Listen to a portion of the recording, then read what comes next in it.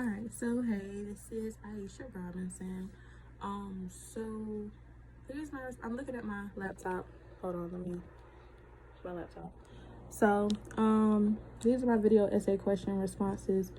My answers are kind of because there really wasn't a lot of information for some of these questions. I had to end up going on Google and kind of looking at other resources. Just because, like, for the first one, which type of hormone receptor, plasma membrane bound or intracellular, would be expected to provide most long-lived responses to hormone binding, and why? The notes, the PowerPoint, they both didn't mention about how long the hormone actually binds to the receptor at all. It did state once it does bind how quickly the responses are.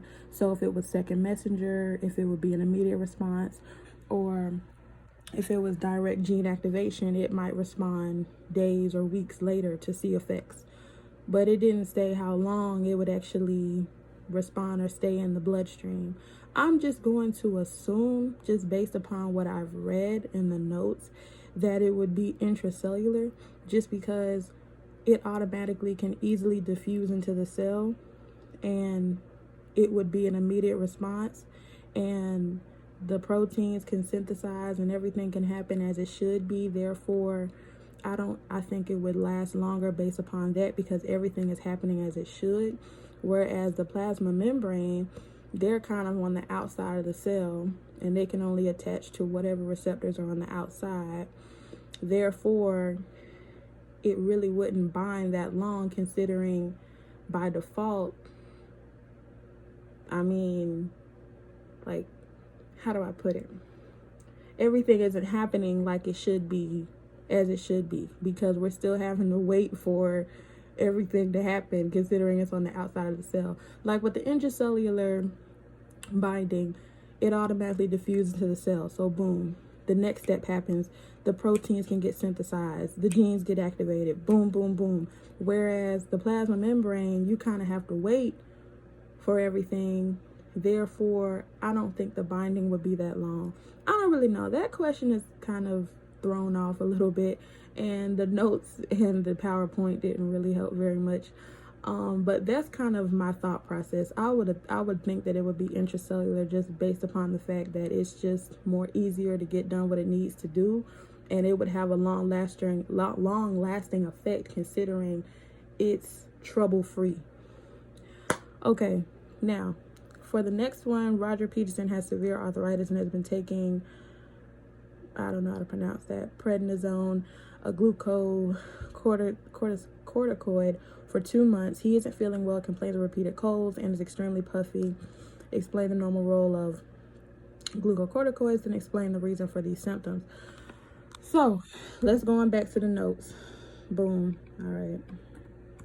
Just off the top of the dome, glucocorticoids, their main thing is to relieve stress. When the body is going through an infection or trauma, they come in as pretty much the nice guys to relieve stress, to relieve trauma.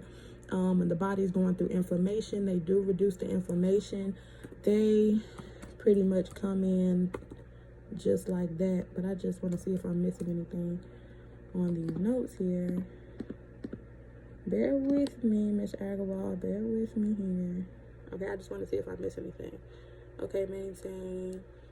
Yeah, so they just help the body deal with stress that it might be going through, whether it be an infection, trauma, whatever the case may be. But the big thing here, let's go back to the question.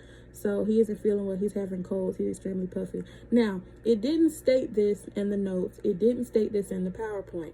So I'm pulling this off of the internet, the interweb.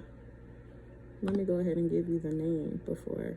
So this is coming from my.clevelandclinic.org. So this is definitely a trusted website. I know we just wrote about,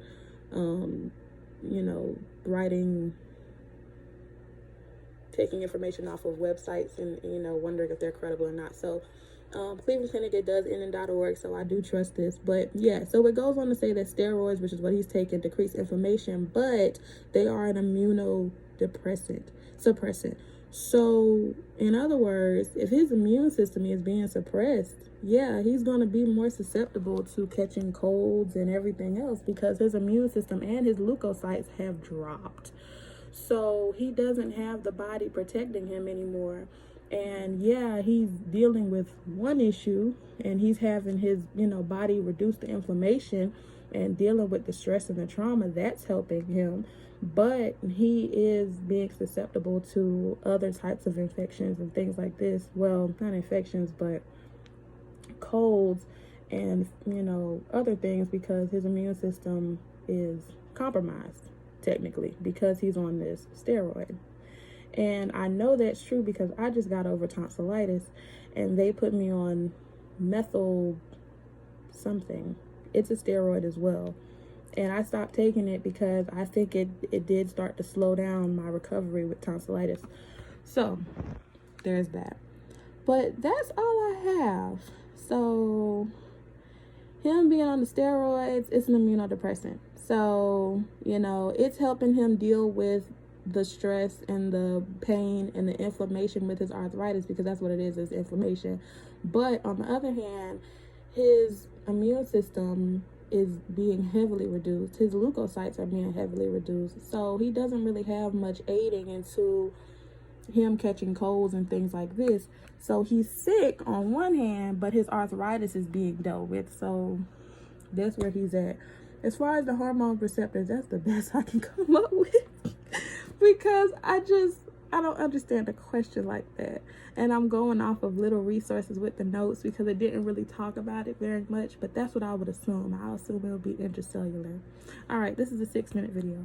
So I'm going to go now, but that's my answers. So